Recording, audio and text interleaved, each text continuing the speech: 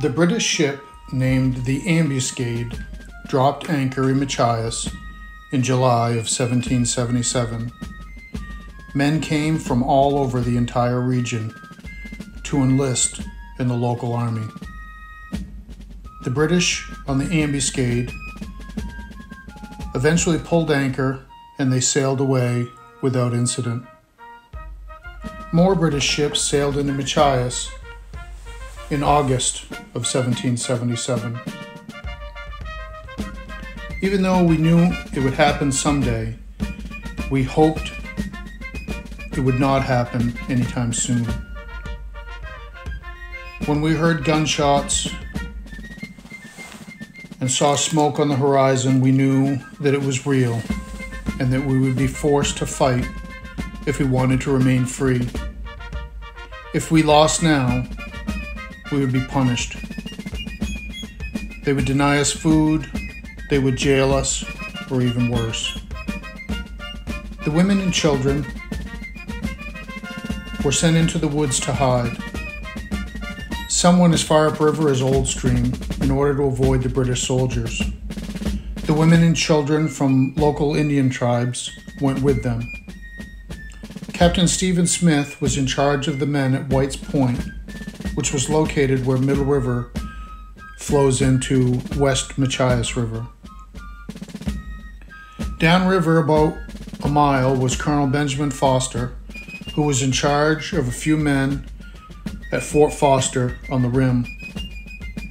Major George Stillman was in charge of the men across from Fort Foster on the south side of the river, where he had a small fortification on Libby Hill near the mouth of Libby Brook.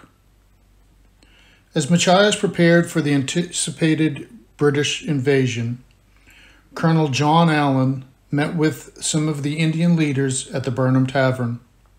He thanked them for coming to Machias and presented them with wampum beads.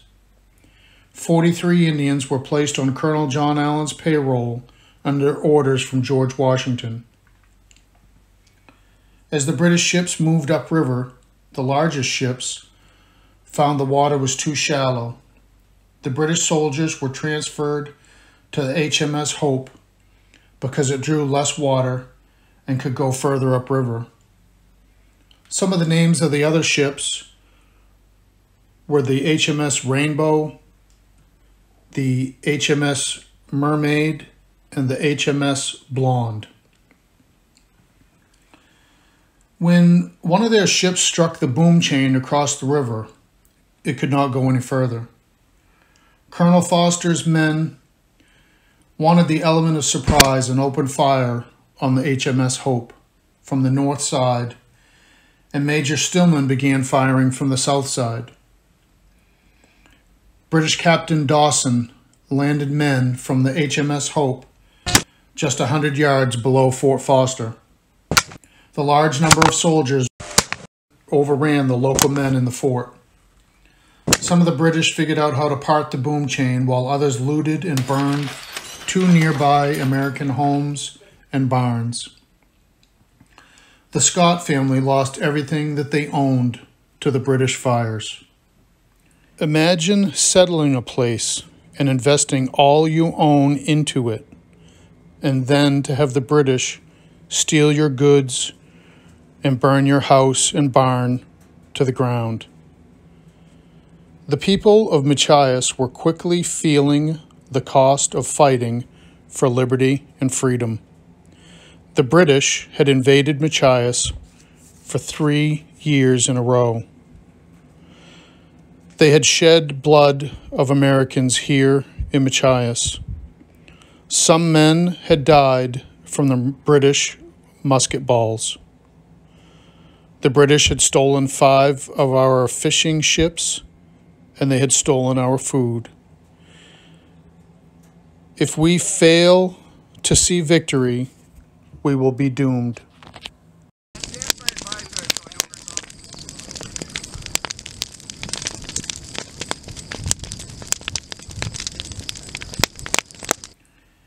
Very late in the day, the HMS Hope moved upriver and dropped anchor. Captain Dawson sent smaller boats out to measure the water depths to see how close he could navigate the Hope to the nearby dwellings. Captain Dawson wanted to get as close as possible so his cannons might effect the most destruction possible. The following morning, Captain Smith's men at White's Point were waiting for the British to come into range for the powder and ball of their muskets to have the most effect. Francis Joseph Neptune of the Passamquoddy Tribe asked Smith if he could fire at the British. There was an officer in the bow of a small boat. Captain Smith responded that it was too far and that it was a waste of musket ball and powder. Smith told him that he could fire when the distance was not so far.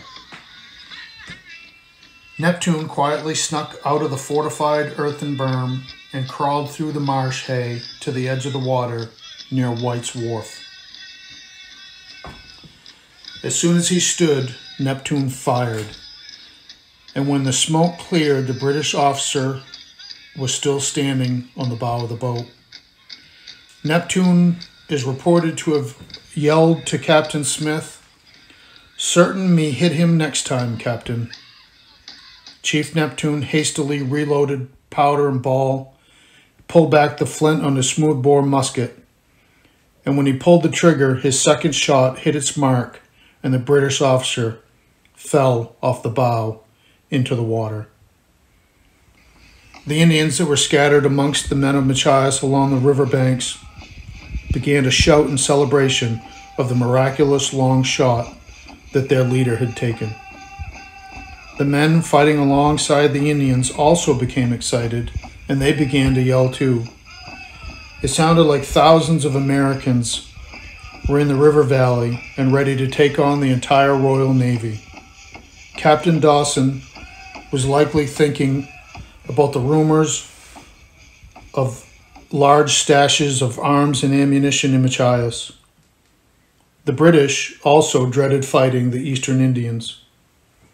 The British ordered their soldiers to board the ships and to retreat downriver. The British later wrote in their journals, "The woods appeared full of Indians. Our Indian friends really helped chase away the British Navy and win our freedom." The HMS Hope ran aground before it could float all the way down to the rim. Colonel Foster's men opened fire on the Hope when she began to float with the tide early the next morning. In the meantime, Mr. Gooch and some other men carried a small cannon that they took from Fort Foster when they were forced to retreat. They placed the cannon on a stretcher and covered it with a wool blanket. When Mr. Gooch and a few other men walked out onto the river's edge with the stretcher, the British thought they were carrying a dead man and made no effort to fire upon them. The Hope became stuck again on the mud about 100 yards below Fort Foster. The men with the stretcher risked their lives and carried the dead man very close to the Hope. They laid the stretcher down and they lit the cannon that was under the wool blanket. The dead man spoke and the cannonball roared towards the Hope and caused a hole in the side of the ship. The captain was now visibly shaken, and as the tide rose, his ship sailed free. The 4 British ships sailed to Halifax, Nova Scotia. The Americans estimated killing 100 British, but British records state that 3 British were killed and 18 more British were wounded. On the American side, James Foster was killed while walking across the open marsh, and Jonas Farnsworth was wounded when he was shot in the head while fighting the British at the rim. Sir George Collier returned to Nova Scotia in the British ships in November and reported on Machias. He was quoted as saying, "The inhabitants of Machias, not satisfied with the quiet they enjoy, whilst a great part of America is suffering the inconveniences of war, have thought proper, without provocation, several times to invade, faithful subjects of the king." Collier then went on to write, Such repeated outrages could not pass unnoticed, and accordingly, I thought proper to convince them, a few misled people, that their harbor was accessible and their town at our mercy if it was judged necessary to reduce it to ashes. The consequences will inevitably be laying in ashes. Every house, mill, storehouse, and other buildings belonging to them, of which the inhabitants of Machias, Narguagus, Gouldsboro, and all other places will take notice. Even their fishing boats will be suffered to come out until this rebellion is over. Collier ordered his ships to treat any fishing boats with arms on them, or any fishing boats with more than 8 men on them, as rebellious ships of war, and to fire upon them. Collier's attempt to capture Machias and reduce it to ashes was a complete failure, which resulted in George Washington ordering Colonel Jonathan Eddy to raise a regiment and proceed to Machias in defense of the town.